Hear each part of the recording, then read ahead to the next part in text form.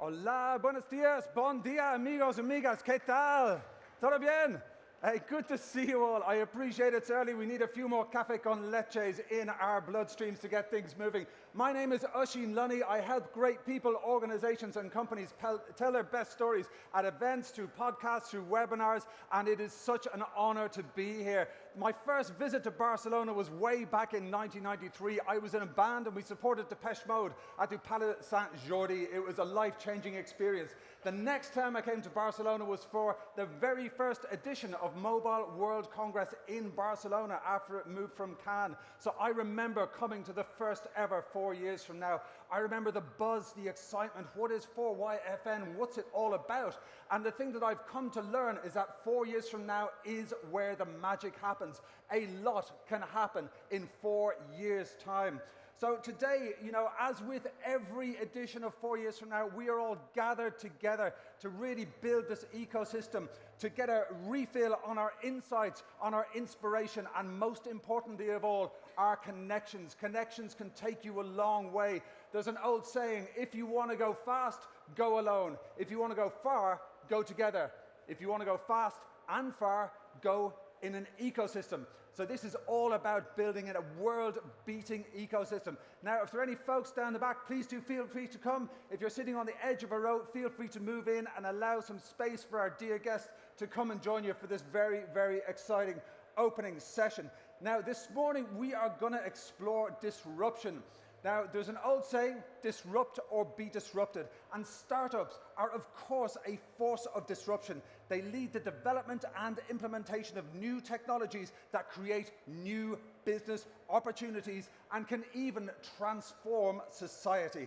Now, as these technologies become ever more central to our lives, there's nothing more important than human leadership. It is more important than ever. So this opening session is going to feature some exceptional leaders, and we're going to look at a new wave of individuals who are leading global organizations that can unleash the power of humans to tackle society's most pressing challenges. So we're going to be looking at 3 leaders working on the key pillars that represent the future of technology: education, sustainability, and frontier technologies. But before we invite those 3 leaders on stage, we're going to have an opening session with 2 of the master chefs of the ecosystems. Now, before we get there, I would like to remind all of you to please install the MWC app. If you are feeling the love, please share it on social media, take some photographs, tag our rockstar speakers, share it on your social media, use the hashtag 4YFN. There is nothing more important than building the ecosystem. Now, and speaking of which, I mentioned my background was in music. My first trip to Barcelona ever was for a music gig. I send out a mixtape to my friends and family via LinkedIn every 2 weeks. I have a little radio show in Brighton in the UK, so please feel free to add me on your LinkedIn network. I will send you a mixtape every 2 weeks. That's just how I roll. It would be lovely to meet you all, and I think we build this family, this global ecosystem of 4 years from now together. Now, a lot can happen in 4 years. It's a fascinating unit of time to look at, to see how we can transform the world. 4 years ago, I had just moved to Catalonia. Today, I live with my wife in a Masía in an area called Dos Rios. Mi español es fatal, disculpe, so I'm going to be speaking in English today. But really, a lot can happen in 4 years. So I'd like all of you to have a little think as we conduct our opening ceremony and think about where you would like to be in 4 years. If the question is, how fast can you change the world? Maybe the answer is 4 years from now. So we all want to change the world. We have big challenges on the horizon. We have huge geopolitical forces that we didn't expect last year or even a few years ago. Things happen, things surprise us, things trip us up. The way to survive this is as part of an ecosystem. There's that old saying, a rising tide lifts all of the ships. Well, I want to congratulate all of you for being on the right ship today. I want to congratulate all of you for being here. And please, I beg you, I'm inviting you, step outside of your comfort zone. Speak to people you've never spoken to before. Be brave, be fearless, be 4 years from now, as we are all going to design the future together. So, we're going to open up with a session called 4 years from now is today. Today is indeed the first day of the rest of your lives, and it's a very exciting day, especially when we welcome our two next speakers to the stage. We talked about the importance of ecosystem. You are going to meet the master chefs of one of the best ecosystems on the planet, the 4 Years From Now ecosystems. Ladies and gentlemen, please give it up for the director of 4 Years From Now, Pere Duran, and the chairman of 4 Years From Now, Yossi Vardi. Thank you. Pere, welcome. Good to see you, brother. Yossi, welcome. Bienvenidos. What are we going to do with these lights? Absolutely. We're liking these lights. We're in the spotlight, you know. Yeah, a full house. That's very nice. Full house, absolutely. Well, it's great to see you both here. Yossi, I think the last time we spoke here, you were on a big screen. You were coming in from Tel Aviv, and it was a great discussion, but it's lovely to see you here in person. Yeah, much nicer to be in Barcelona. Who agree? Well! Hey, absolutely. Hey, so Pere, you've obviously, you've been to every 4 Years From Now. You've been hugely involved in mapping out the content. What are for you are the highlights of this year at 4 Years From Now? Yeah, I mean, first of all, I would like to thank Yossi Vardi Absolutely. for joining us. It's a real honor to have someone that has contributed so much to the startup ecosystem and Absolutely. still working very hard to give back to the new generation. So thank you, Yossi, for joining us. Yeah. Also, a special thanks to everyone involved at the event. It's been a long year. Special thanks to our sponsors, to our partners, providers, everyone. We're really grateful for your support. And for me, I would say that the biggest highlight of this year is that after 2 very difficult years of COVID, we can now confidently say that the global startup ecosystem is here in Barcelona. And for me especially, that I'm from here, and I know the positive impact that this event has to the city, I'm really delighted to really be back to normal. And as well, so if you walk around the show floor, you will find more than 700 startups that have come from around the world to showcase their products here.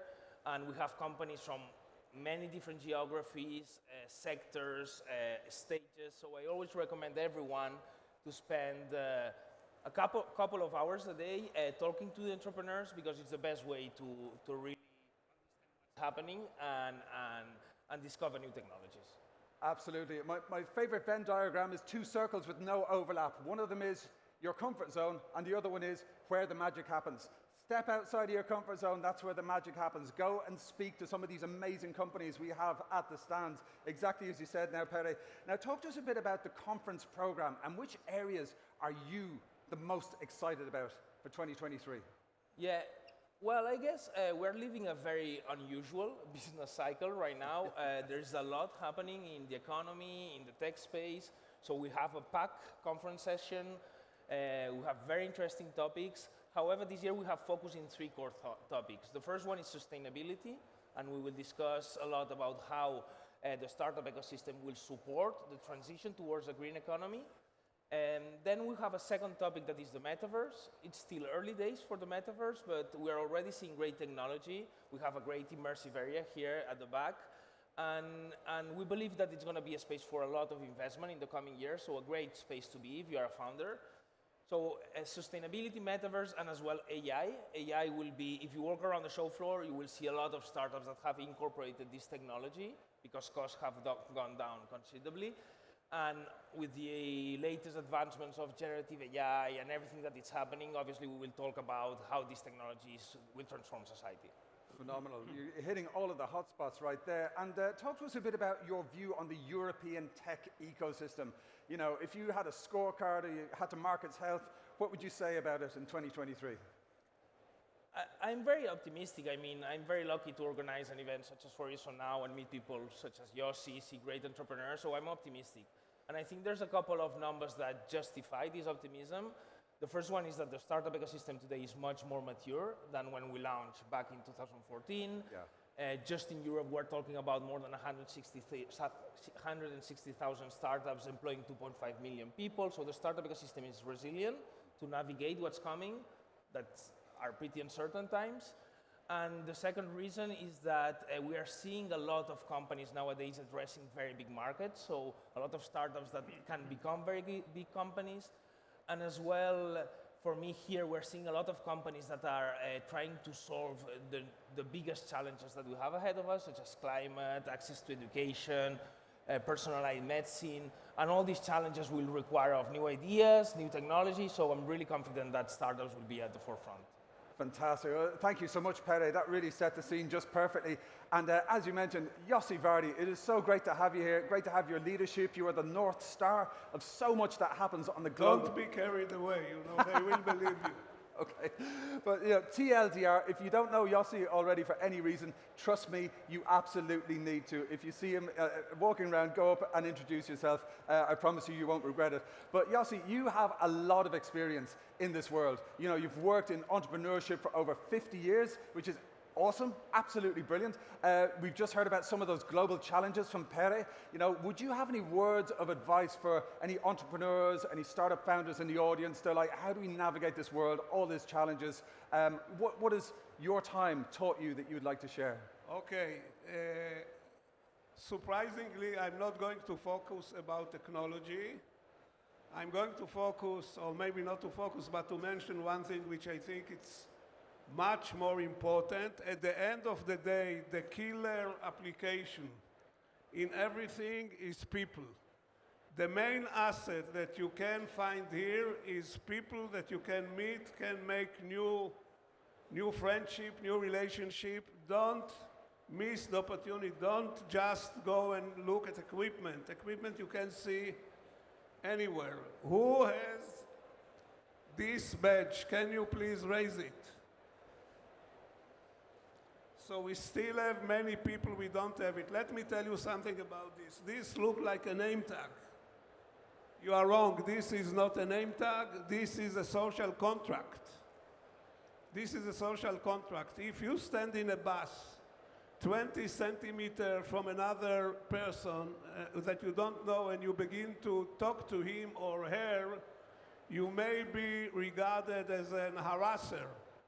But this piece of paper say, hi guy or hi lady, I don't know you, but I'm happy to talk to you in spite of it. This is an invitation to go into dialogue with people you don't know. And it happened in this magic place. So go and print it and go and use this contract. Go and introduce yourself. You see some interesting booth, talk to the guy in the booth, don't hesitate. This is my first and most important advice. In business, in high tech, in startups, human relations are the most important thing. So this is taking care of this thing. Now, advices, you know, there are many advices. The question what they are worth. I can tell you, however, that there are a number of things. If you want to be in the startup business, you have great idea, you wake in the morning, you have a great idea, and in the evening you go to sleep with the same great idea and you didn't advance it, it won't help you. If you want to cook, you have to go to the kitchen. If you have an idea and you want to know if it works or not, jump into the water, especially if you are young enough and you can afford spending a year or year and a half learning from your failure, because I have to tell you one thing, most of the startups are failing, but the ticket to this game is to dare and to go and do it, as Nike say, just do it. So this is my number 2 advice, and don't be deterred by the fact that you may fail. Winston Churchill used to say that success is moving from one failure to another without losing the enthusiasm. And I can tell you, in my life, I got over 30 startups which didn't go anywhere. I mean, they went one way, down the drain, and they caused to me agony, shame, embarrassment, financial losses, but losing on these 30 startups, I was able to create few successes, much fewer than 30, which took care of all the rest. So if you are here, what you should try to get, and this is encouragement to go and jump into the water. Fantastic. So feel the fear and do it anyway. Like fear and failure sounds like it's part of the gig, really. But talk to us a bit about, you know, the aspect of human leadership. You said that people are the killer app. What about like the aspect of human leadership? Talk to us about how important that is. Let me, again, I'm trying very quickly to share with you 50 years of failures, you know, it's quite challenging.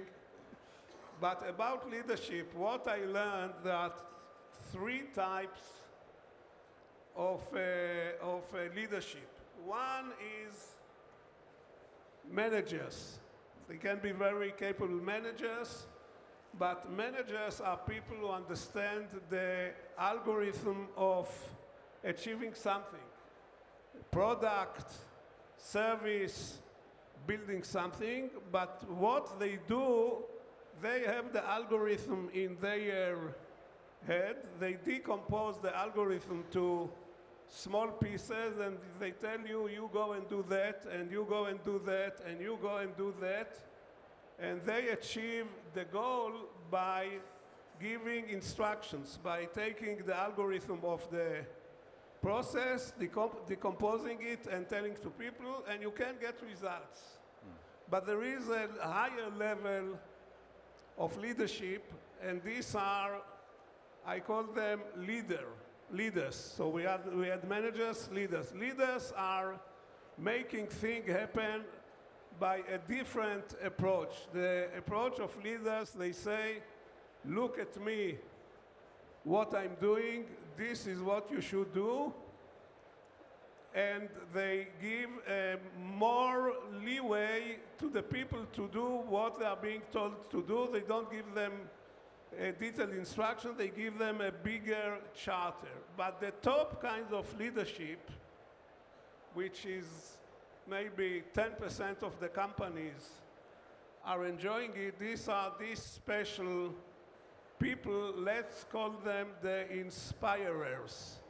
These are people which understand that, as we say, that people are the killer app, and they build cultures.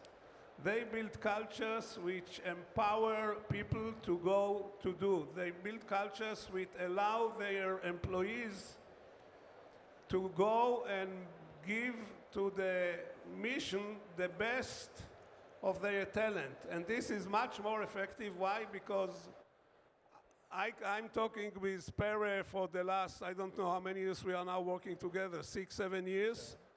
And I know what he has in his mind, but only part of it. Pere knows much better what he can do and what should be done and what will be the best thing to do, and so on and so on. So people know much better than the people which are working with them what they are capable. So the inspirers are doing 2 things.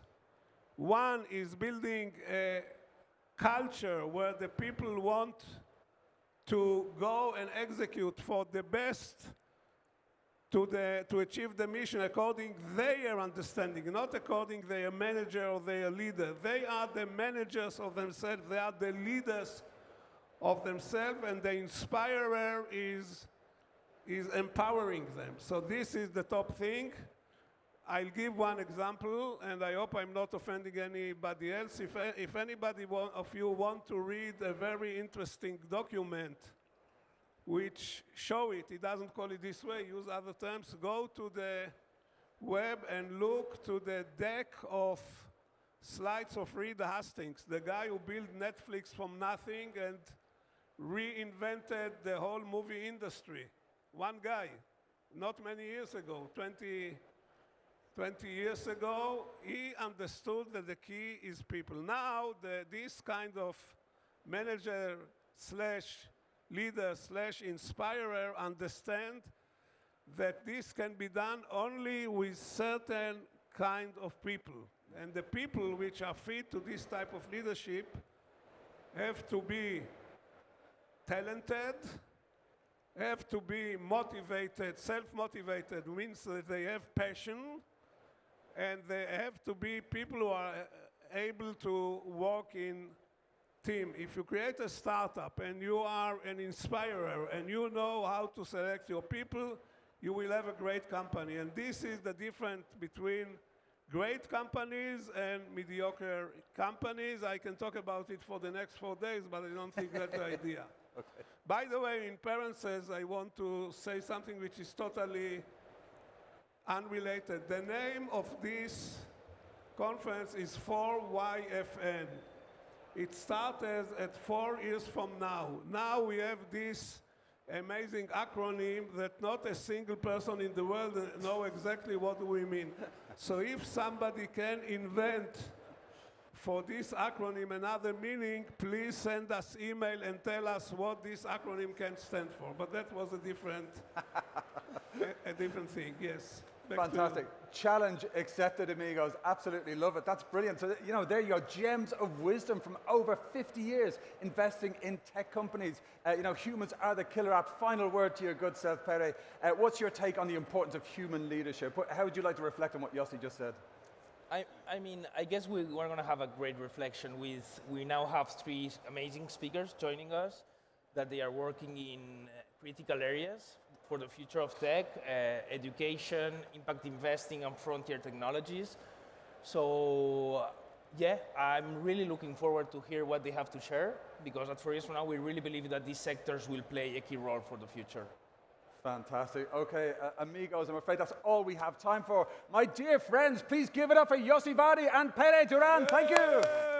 See you next year with 2 floors. You were so good that next year we are going to have 2 floors. This floor and the floor under. We want you, we love you, and if you don't come next year, we will be stuck with an empty floor. So please come. Fantastic. Thank you so much, Yossi. Thank you for everything you do. Amazing. And, you know, challenge accepted, invitation accepted. I do hope to see every one of you back here for those 2 floors of 4 years from now. Goodness. Now, can I just ask, I'm going to go like this because we have some good lights here. Who has been to 4 years from now before, or 4YFN? Who's been here before? Put your hand up. Oh, awesome, awesome, awesome. Okay, and now put your hand up if you've never been here before, and this is your first 4 years from now. Oh, wow, that's so cool. I love it. Okay, so, amigos, what I would say is please let's look out for each other. If you see somebody that it's their first year, maybe give them a hand, maybe introduce yourself. And, you know, we have to build this family. This is about an ecosystem benefiting all of the components of the ecosystem. The number 1 function of any ecosystem is for that ecosystem to survive and thrive. You are this ecosystem. You are 4 years from now. You are the killer app that Yossi spoke about. So please, let's do it. Let's make the magic happen. Okay, we're now going to move on to a trio of amazing leaders who are absolutely pushing the boundaries in terms of technology, in terms of the meaning of tech and ecosystems, and how it can make the world a better place. Now, as you all know, as mentioned by Pere, education is key to success in building a more inclusive startup ecosystem that allows us to overcome the biggest challenges ahead of us. Now, 4YFN wants to focus and highlight on the great leadership shown by our next speaker. He's using innovative approaches and technologies to revolutionize the way that we learn, to make education accessible and affordable to all, and to grow the leaders of the future. This session is about closing the education gap. I would love for you to welcome the CEO of Go Student to the stage. Please welcome Felix Oswald. Thank you. Welcome, Felix.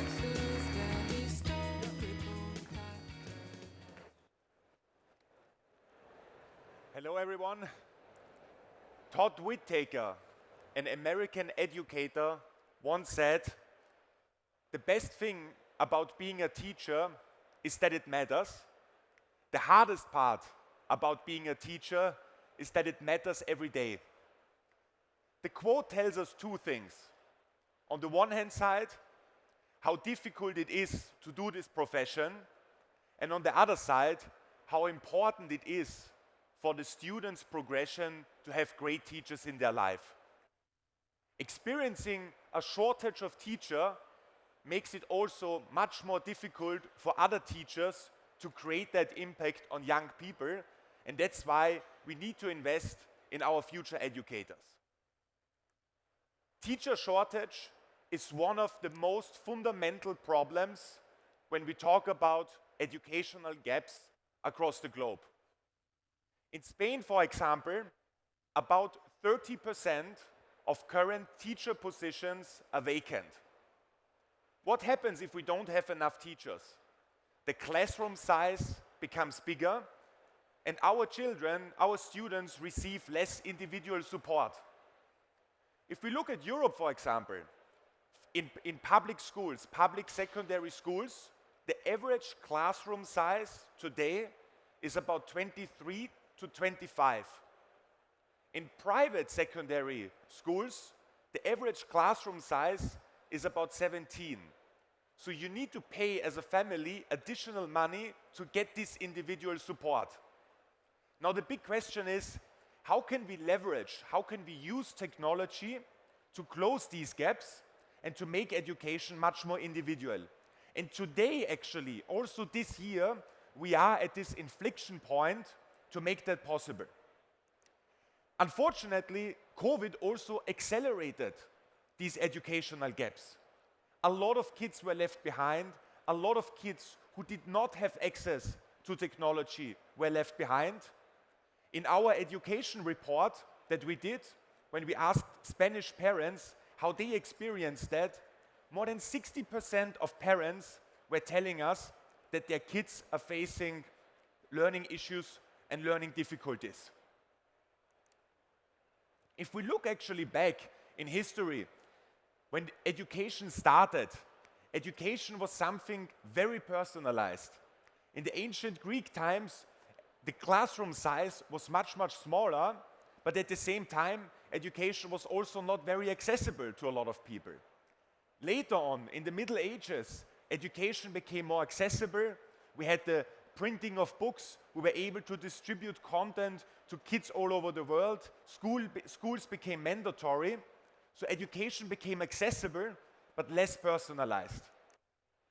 And if we look today in the classroom that all of us know, that our parents know, our grandparents, then education has not changed so fundamentally. So now the question is, how can we bring back together the personalization and also the accessibility?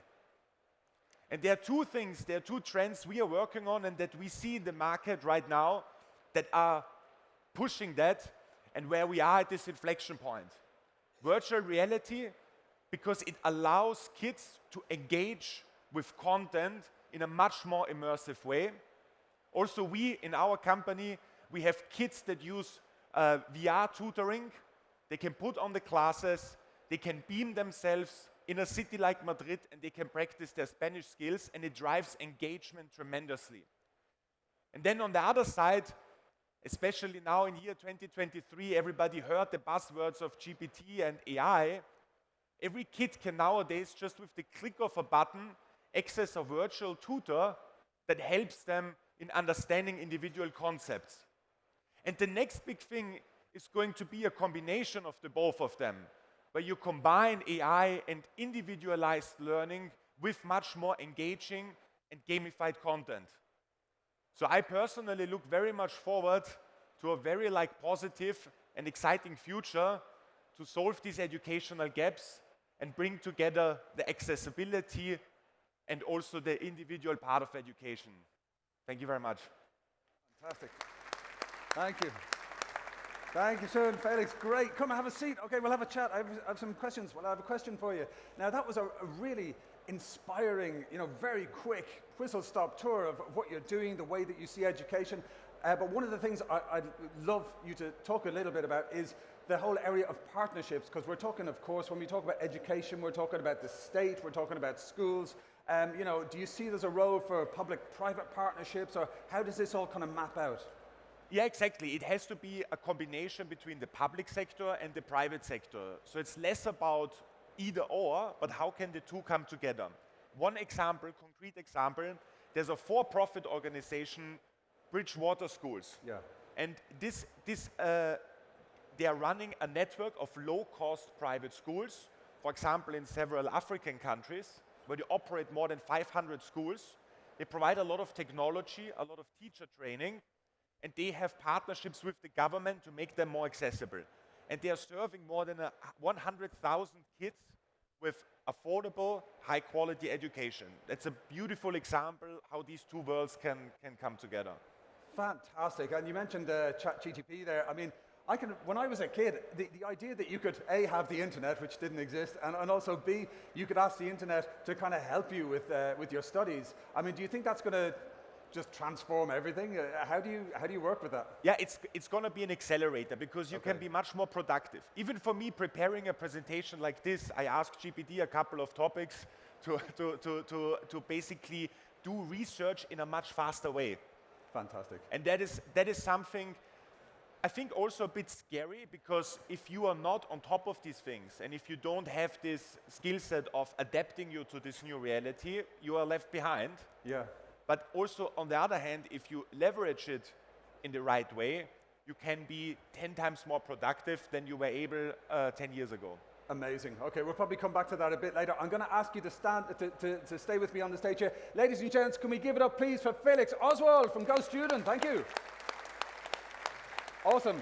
So now we are going to continue with our power trio of speakers, and our next session is about frontier tech for a regenerative future. This session may well blow your mind. So, of course, beyond education, technology is shaping our current and future lives, and we need leaders who can imagine and create the right future for all of us. So it is an honor to introduce our next guest, who is a good friend and also an exceptional individual, about envisioning how the metaverse, with the right human leadership, can create a better future for ourselves, for our next generations, and for the planet. My dear friends, please give a very warm welcome to the CEO and co-founder of Futurity Systems, Cecilia Tam. Thank you.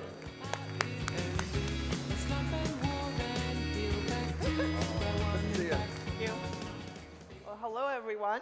I'm going to jump right in and introduce the actual protagonist, Herbie. Herbie is an autonomous plant. What do I mean by autonomous plant? So for us, autonomy means that they can make a certain level of decision-making on their own. And so Herbie here is equipped with all sorts of sensors, or what I like to call plant wearables. And so when Herbie water level is low, Herbie can go and fetch water. And when Herbie light level is low, Herbie will go for light. But we wanted to kind of push the limit a little bit more. We wanted to understand if Herbie, for example, is a tomato plant, can Herbie come to you, Oisin, and say, would you like to buy some of my tomatoes? And you say, yes, which means that all of a sudden, Herbie has money, and which means that Herbie will need to have a bank account, which means that Herbie in the future might be able to invest, buy things, and be an active participant of our human-centric economy. Now you're going to wonder, why in God's world would we want to give plants money, right? So I don't need to tell you guys this, but for centuries, for so long, we have been just taking and taking and taking from nature, stealing their resources and just selling it and consuming it on their own. So our economy, as we know it, has been very human-centric. And what does that mean? That means that we have been just kind of taking it from the nature. And the question here is that, what if we can flip this discourse? What happens if we give plants and other non-humans economic empowerment? So how are we doing this? Remember this plant wearables that I was telling you about earlier? Well, these sensors are actually a way for us to connect and convert plant data into digital twins. And so we're using IoT, we're using AI, we're using blockchain to convert these data visualizations, essentially telling us the vital status of the plants. And then what we did was we converted these visualizations into what we're calling NF trees. You get it, NF trees? No one's laughing. Yes. All of you need some coffee. Okay, so with these NF trees, we sold them on a carbon-neutral blockchain, and the money that we got from selling these NF trees goes back into the crypto wallet of Herbie, hence seeding the foundation of what we're calling an interspecies economy. And this is a little bit what we're aiming to do. In fact, I would actually love to invite all of you back here on stage tomorrow, about the same time at 10 o'clock. We're having the world first, I kid you not, interspecies fireside chat with me and Herbie on stage, where you can learn a little bit more about this project and maybe even get involved. And so, to the gist of it, what we really wanted to do is to kind of push through the post-capitalism new way of confronting our economy, which is to build it based on a regenerative nature. So, thank you so much for listening, and we'll continue our conversation. Yeah, Tam. Absolutely wonderful. Please grab a seat.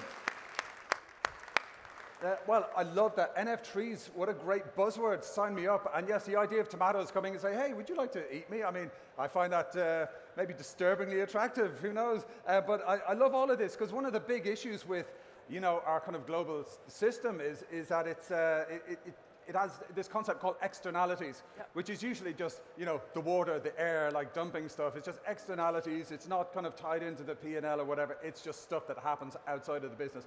I love the fact that you're actually kind of tagging something onto those externalities that can speak back. I think that's incredibly powerful.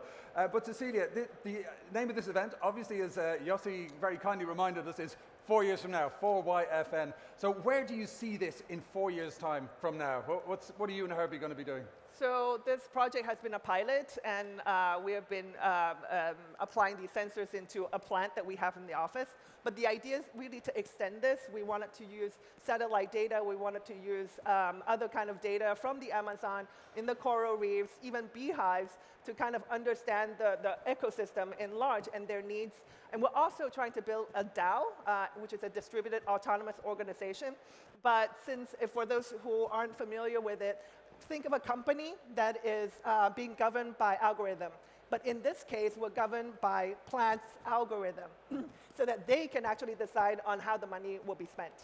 Wow, phenomenal. I mean, every time we speak, Cecilia, I always am reminded that you actually live in the future and you're kind of creating it, but yourself and your partner, Mark, like in every aspect, it's always very interesting and inspiring. Now, you kind of brought in the metaverse there, and I'd like to kind of open it back to yourself, Felix. I mean, what do you think about the metaverse from your point of view? Do you think there's a role for the metaverse in education, for instance?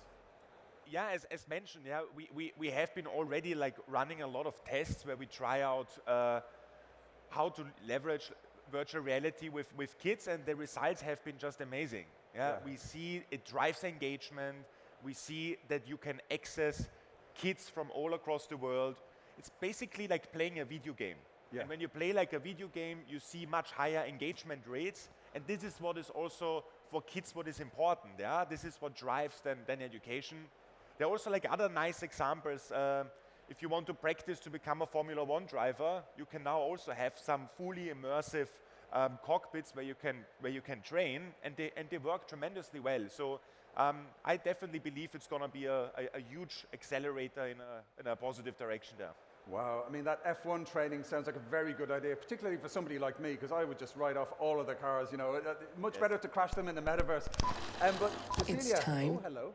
Oh, that will be the timer. Cecilia, right, talk to us a bit about the partnership model, because as we heard from Felix earlier, you know, it's around public-private partnerships, it's education, but, you know, you're talking about the Plantiverse, NF trees, interspecies communication. I mean, how can folks get involved and be a part of this?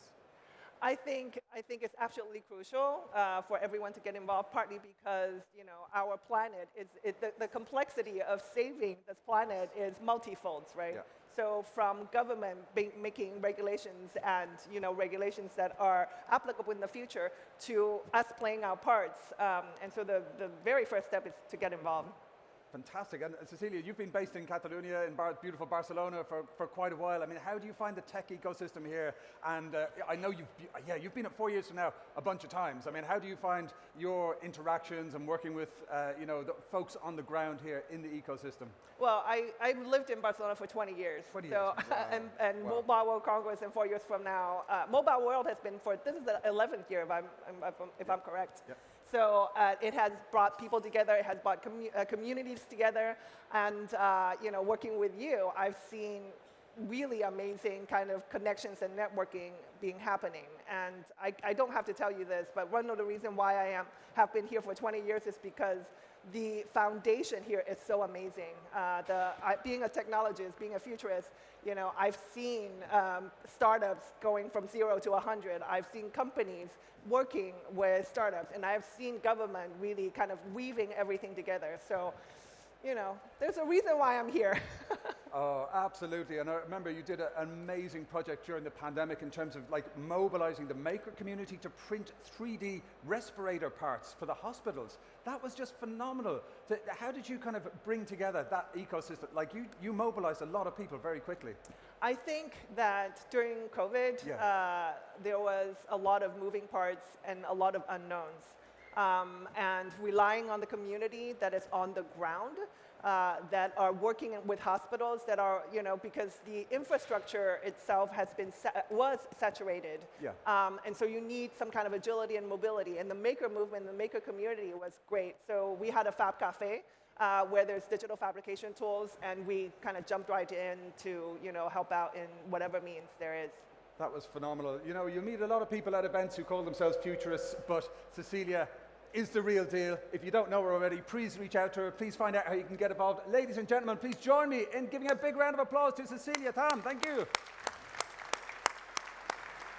Okay, I am going to grab this clicker here. I'm going to tell you about our next rockstar speaker. So every day we see more startups trying to create a better future by addressing society's most pressing problems with innovative solutions that intend to transform and save the planet. However, this is not going to be possible without the right support for investors. So it is a real honor to introduce our awesome third speaker and guest who is leading the investment and empowerment of founders, developing the solutions to create a better world and allowing entrepreneurs to make a real impact. Time for a big round of applause. Please welcome the co-CEO of Norsken, Funda Selski. Thank you. Thank you. Wonderful to be here, and I think you already started off with a huge inspiration, so I'll try to live up to that. At Norsken, we believe in the power of entrepreneurship to solve some of the world's greatest challenges. And many of you in this room, I believe, would agree with me when I say that there is something special about the entrepreneurial mindset, right? It's basically just thinking and daring that you can solve something, you can actually change the way something has been done, maybe for decades, and you just go head on and you do that. It's basically just working relentlessly towards finding a solution and not resting until the job is done. It's pretty crazy, but it's also a bit of a force of nature, a bit of a superpower, if you will. And what if we actually manage to channel this superpower into solving challenges finding solutions that are both environmentally sustainable and socially inclusive? So let's see that. It's time to get excited about the future. This is a celebration of the ones that break the rules. the ones that are bold enough to think they can change the world, make it better, Brighter for the people. and for our planet. When others see failure, they say, what if? What if cows stopped burping and we could slow down global warming? What if we could put rocket boosters on photosynthesis? What if mosquitoes could be convinced to stop spreading diseases? What if we build houses that clean the air? What if we could stop pollution by replacing trucks with robots? What if we could eat sushi without killing fish? What if we make sure food is shared, not wasted? What if we could grow seaweed to stop climate change? What if we could fly to work? What if we say that's already happening? What if we do it now? What if we fail? That's just part of the journey. What if not $1 billion, but 1 billion people?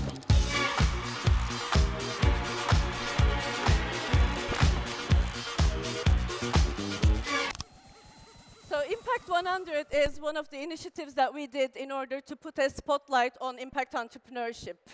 We think they are the rock stars of our time, and we love celebrating them and then help them break through the noise. But Norscan is much more than that. This is one of the many things that we do in order to unleash the power of entrepreneurship.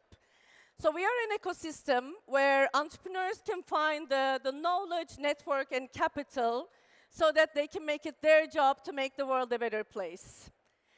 In 6 years' time, we have built an ecosystem that is now managing around $500 million in capital. And we are operating 2 entrepreneurial hubs, one in Stockholm, one in Kigali, Rwanda. We have an accelerator program that is supporting pre-seed to early seed entrepreneurs globally. We invest in them as well. So if there are any entrepreneurs in the audience, please feel welcome to apply. We're accepting applications. And then we do all these initiatives in order to really help them break through the noise, like I said. And all in all, our ecosystem is supporting 1,500 entrepreneurs from around the world with our network, hubs, and funds. And why do we do this? Well, the good news is that impact investing is now really growing in 3 digits, and it has surpassed $1 trillion globally. So business and capital is flowing to impact. Top talent, here you go, is starting companies with impact focus. Also, consumers are demanding products that are sustainable, at least environmentally. So the movement is there. However, the numbers are also there. There is a 4.2 trillion financing gap that is annual, by the way, if we want to achieve the Sustainable Development Goals by 2030. So a huge misallocation of capital is happening globally, and we need to change that. And to add to that, the problems that our society is facing are basically global. Mental health, climate change, misinformation, they don't recognize borders. And these problems are also human-driven, so thanks to us, we're here. And they're increasing in complexity as well. So the current solutions, tools that we have are basically just not sufficient, and they cannot keep up. And that's why we are operating at this sweet spot of technology, entrepreneurship, and impact. We think we need new solutions. We think we need to scale those, and we think that we need to use these superpowers to solve problems that actually matter. And we are supporting these entrepreneurs with all that we have, with our network and network of unicorn founders, serial entrepreneurs, world-class investors, and our hubs and funds, because if they win, we all win. And I would love to use this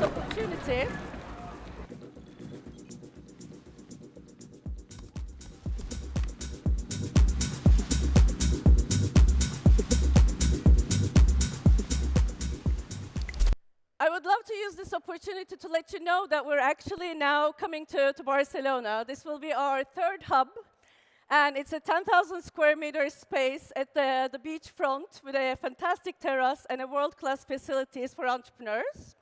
So please take this as an invitation to join us. We've already started building a fantastic network of founders and investors, and we would love for you to be part of the solution as well. Thank you. Thank you, Funda. Absolutely wonderful, wonderful. So please join us, take a seat there. And folks, I was very honored to get an invite from our mutual friend Thomas Mayer to the opening of the Norscan. It was like a preview event. And this place is beautiful. It's just down near the W Hotel. It's got seafront views. It's got this terrace on the roof. You know, if I was looking for a space to basically establish impact investing, a kind of hot startup, I could not think of a better space. That is a great invitation from Funda. Please take it seriously. Think about what you could do in a space like this. It is going to be absolutely transformational. Now, Funda, you had a great statement there, which is, you know, if they win, we all win. Right. I mean, the kind of flip of that, which is a slightly darker take, was, you know, if the startups lose, we all lose, because we are kind of racing against time. We have these insurmountable issues, seemingly, and we need technology, brilliant people, tons of investment to actually transform the world. I mean, we're focusing on Barcelona here now, the amazing ecosystem here. What are your hopes for Norscan in Barcelona? I mean, we come here with a lot of humility, obviously. I mean, there is a fantastic ecosystem that is already happening here. Both startups and investors are there. But what we saw in Stockholm is a bit of a change over the past 6 years was that when we first started the hub in Stockholm, like all the actors were super fragmented. So there was action, but then no place to gather and then find ways to know the other ones and find ways to collaborate. Yeah. So that's one pillar I think that helped a lot. But I think one of the things was that like no one thought doing impact was cool actually when we started. And I really mean it. Like the first time we approached a startup and told them that we wanted to invest in their solutions, and this was a food waste startup, how more impact can you have? And they told us, no, we're not an impact company. Like don't tag us as such. So this was actually something that we had to work through. And then, I mean, now, if we basically just fast forward 6 years, and this is based on deal room data, so like hold them accountable if this is not true. But in Sweden now, the number of impact startups per capita is 35 times than the world average.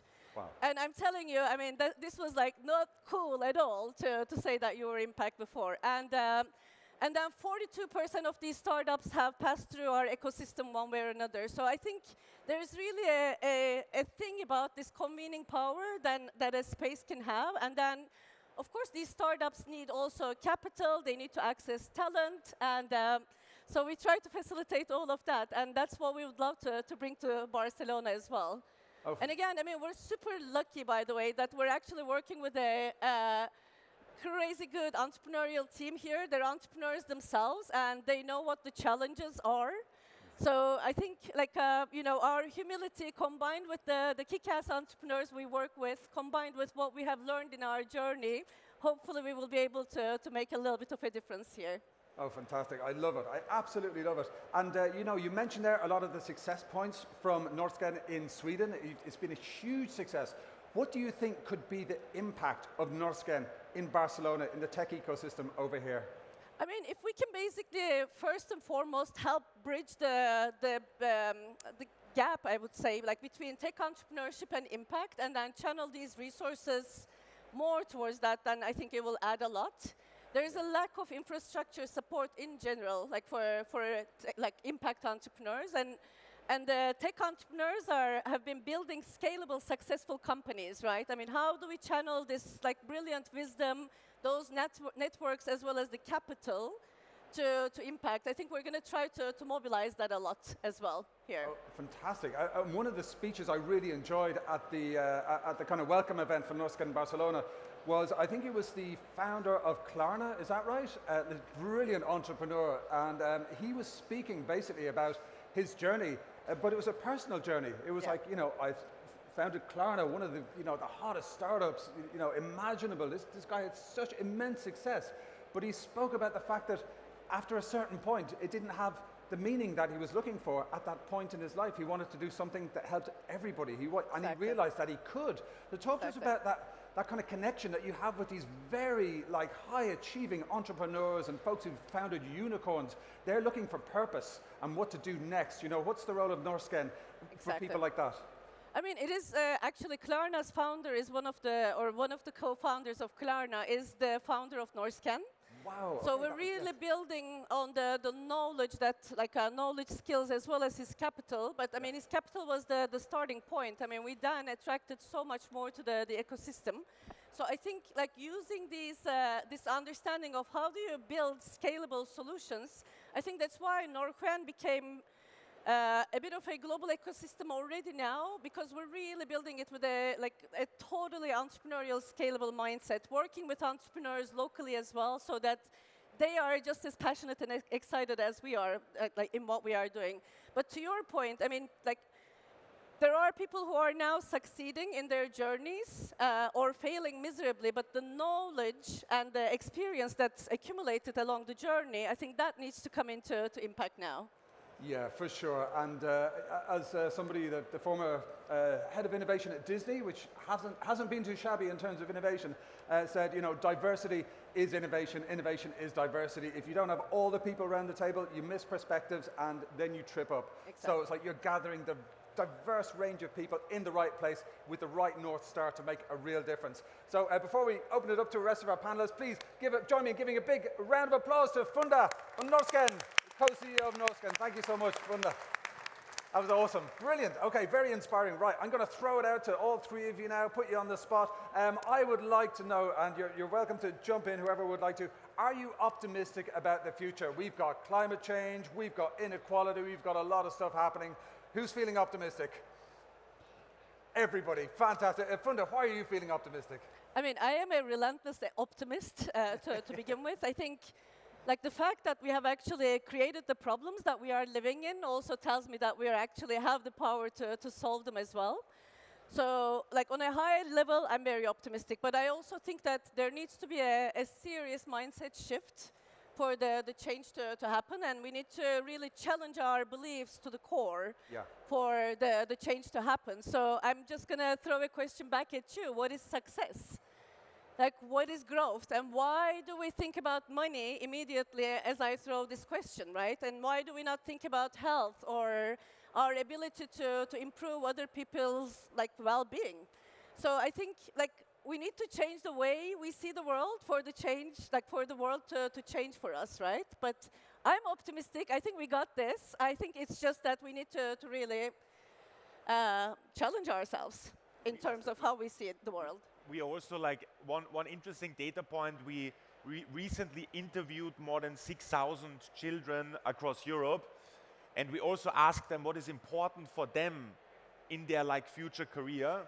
And more than 70% of the kids today, they were telling us they want to create an impact and they want to contribute and change something. There you go. So this is giving me also like a very optimistic feeling that the next generation, they have this drive. They want to change something. We just need to provide them with the tools and the right infrastructure, and then we will solve all of these problems for sure. Yeah. Excellent. I'm glad you said that. Cici. Yeah. I wanted, I wanted to add that, you know, for so long, our kind of progress have been driven by industries, been driven by companies. And the way we look at future is that, we look at it as a passive, that the future will come to us. Yeah. And I think that discourse has shifted more and more in the fact that we're not just waiting for future to come. If not, we are equipped with technologies, equipped with communities, equipped with people and intelligence so that we can actually actively build those futures. And so I'm super, super excited, partially because now that Norsken is here in Barcelona, maybe they will accept the world first plantpreneur, Herbie, to join the program. And then we can do something together in the future. Absolutely, that would be fantastic. But I loved also what you said. I mean, it's now not cool to get consulting jobs or investment banking jobs like it used to be, right? I mean, we see so much of that change now happening from top schools in Sweden or people who have been making like their monies outside in like other industries are now trying to build companies with a purpose. I mean, hello, new world. Fantastic. I absolutely love this. I'm feeling very optimistic. And sometimes, one can feel a bit, pessimistic. There's a lot of bad news there. When I speak to all three of you on stage, I'm feeling happy about the future. It's in good hands. We've got this, exactly like you say. But coming back to yourself, Felix, now, you spoke about the fact that the mindset of the next generation of leaders is shifting. How can we stack the deck? How can we make sure they are the best leaders possible? What role does education have to play in creating this new generation of leaders that we need to have for the times we are in? Yeah, education has the responsibility to also teach the skill sets that are required for like today's times to the next generation. Yeah. Like for example, adaptability, right? If you are in today's time, if you don't want to change, if you are not adapting yourself constantly, then you are going to fail and you are going to lose out. And then also like technological skill sets, teaching kids, like a lot of kids want to use technology, but they don't have, for example, parents that are very eager and are able to learn them that, or they don't have teachers that are able to teach them how to leverage that technology. So we have the responsibility providing them with the tools, with the skill sets that they can learn these skills. And then I'm not worried about getting like great leaders there. Excellent. I love it already. That's great. Now, coming back to yourself, Funda, talk to us about the role of education, mentorship, leadership, you know, folks like Thomas Mayer and, you know, really brilliant people sharing their knowledge and experience as part of the Norsken ecosystem to educate the leaders of the future. How does that work?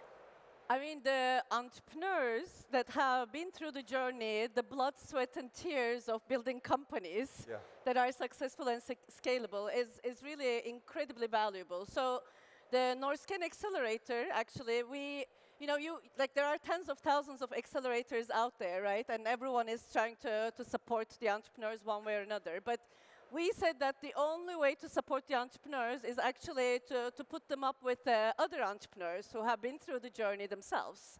So not putting like corporate people who have never done it themselves to kind of give the advice, but company building is a certain muscle that you learn by doing, I think. And just the sheer fact of transferring that knowledge, I think we gain a lot like help entrepreneurs accelerate a lot. And then other than that, I mean, in building your company as an entrepreneur, you probably built a fantastic network as well. Open it up, pay forward. I mean, now it's time to support the up-and-coming entrepreneurs, and those need to be solving problems that matter. We don't have time. 100%. Pay it forward. I mean, imagine what a world it would be if everyone in this room just decided we were going to help each other and really help solve these big problems. Imagine the impact that could have. Well, you know, the ecosystems that we're observing on stage and in the room are really what can supercharge this. You know, we can bring the future fast forward much quicker than we would, you know, if we were working alone. So let the magic happen. Be brave. Step outside of your comfort zone. Register for Norsken for sure. That is absolutely, that's table stakes right now. So let's come back to the world of kind of digital selves, digital twins. You know, we're living our lives in our mobile phones. We have avatars. We're on the metaverse. Cece, I'm looking at your good self there. You know, talk to us a bit about the role of the metaverse in actually bringing this shift to humanity. You know, it's like human-powered metaverse experiences, if you like. I would start by expanding a little bit and going beyond the metaverse and maybe even going to Web3, which is this transition from where we are now, which is a Web2 base of operation to much more immersive, much more extensive, much more connected way of experiencing the world, right? So what I'm really interested about Web3 is that, you know, this extension of the virtual worlds replicating our physical world essentially then turn us into superpowers, because then now we are like octopus that we have all sorts of arms in different avatars, in different metaverses, in different circumstances. And so that extension of self, like Herbie, being able to translate a real world entity like a plant into the metaverse where they have ability to make money or even have rights, that for me is super interesting. Amazing. I mean, it's slightly mind-blowing, but you know, if anybody lives in the future and makes it a reality, it's your good self and Mark from Futurity. But I also have to add that there are also, you know, we talk very positive things always about, you know, different technologies, but let's not forget about some of the negative consequences. And I think we all can agree that, like, for so long, we haven't been very intentional about building these futures.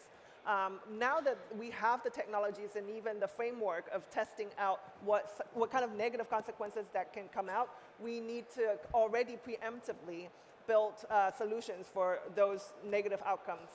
Indeed, and talking about negative outcomes, that's a great segue. Negative outcomes, things to be wary of. Who wants to jump in and talk about generative AI? Do we think that's a good thing, a bad thing? Should we be careful? Should we just, like, you know, open up completely? I mean, you mentioned it earlier in terms of education. It could be like a really helpful thing if you use it right. Does it have a role in terms of actually making a better future for the world? I think, I mean, thinking about practical use cases, yeah? Normally, if you do certain research, you go on Google, you search for something, you go through like 5, 6 different pages, you spend a lot of time getting to a certain piece of information. Today, if you ask the right question, you can get this piece of information then right away. So I think from that part, it's amazing. Also, I think if you, I don't know, want to develop and code a website in JavaScript, you want to have like the code for it, you can get that kind of right away just with the right input. So I think that's pretty amazing. But as also said, I think the risk can also be that a lot of people that are not being trained how to use the technology they will be left behind one way or the other. But on the other hand, if we know how to use it in the right way, it can be a massive accelerator in everything we do. Fantastic. Okay, and we're kind of coming down to the final 4 minutes and 42 seconds on the clock. I'd like to invite each of you, you know, you have a wealth of experience, very diverse life and professional experiences. Do you have any advice, to follow up from what Yossi was saying earlier, for the founders in the audience? If there's one thing that you've learned that you wish you knew a few years ago or 4 years from now, you know, rewinding, what would it be? So, Funda, you're looking calm, cool and collected there. Do you have something in mind? I would love for you to share it with our brilliant audience. No, I think, I mean, like where I am right now is like, is where I see that like the world's greatest challenges are also the world's greatest opportunities.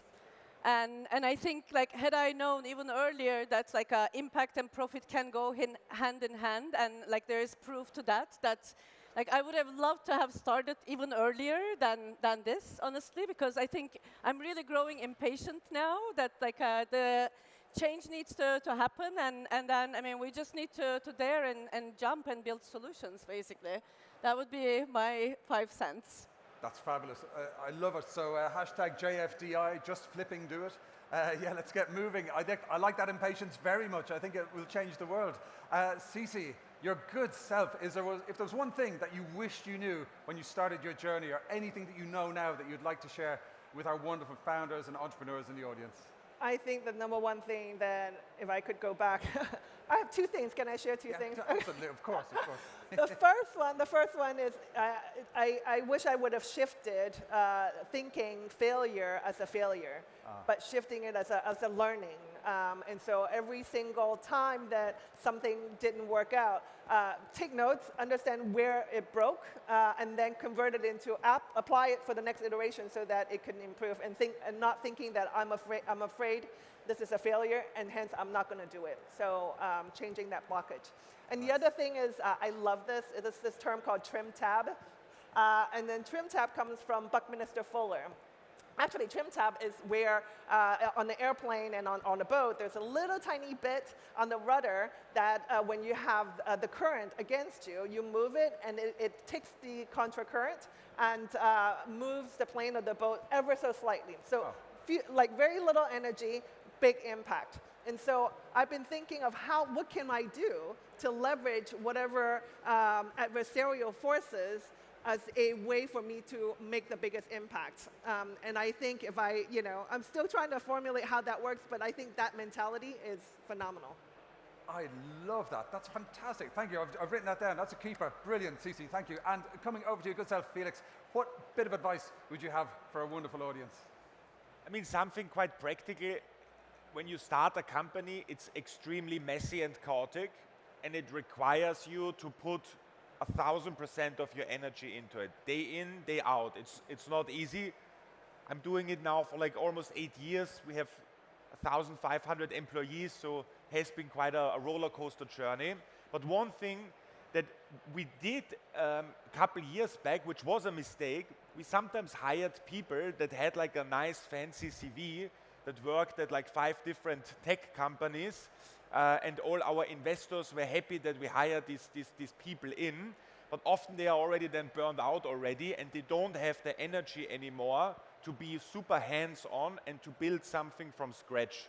So when you build you start a new project, finding people that are hands-on, that want to do that with you, that are going this extra mile, that is something I wish I would have also realized sometimes earlier to avoid then losing time. Wise words, hard-won advice there, and Yossi kind of alluded to it earlier. It's a journey of blood, sweat and tears, a lot of failure, a lot of what feels like failure, but maybe failure is just the road to some amazing success. We have some huge challenges ahead, as you've all outlined, and I applaud each and every one of you for doing the most wonderful thing by moving the needle, by transforming the world and making sure the world 4 years from now is a much better place and a more exciting, more kind of diverse and interesting and eco-friendly place. So all of you are absolutely smashing it. Ladies and gents, please join me in thanking our amazing speakers, Felix, Cecilia, and Funda. Thank you. Okay, so would you indulge me for a second? I'm going to share one bit of advice with you. It's ABC, very easy to remember. Always be connecting. Let's do a stage selfie with everyone in the background and find us on LinkedIn. Make sure you reach out and connect with our amazing rockstar speakers. And if you're in this photograph, okay, we're going to come. Okay, we're going to move in. We're going to get the audience in. Okay, say cheese. Hey, fantastic. Thank you. Okay, ladies and gentlemen, a big round of applause for our rockstar speakers. Thank you so much. That was wonderful. Muchísimas gracias. Okay, my name's Oisín Lunny. Difficult to spell, easy to find on the programs. Do connect on LinkedIn. I'm going to share this right away. We're going to be back here at 11:30. ABC, always be connecting. I'll see you in a while.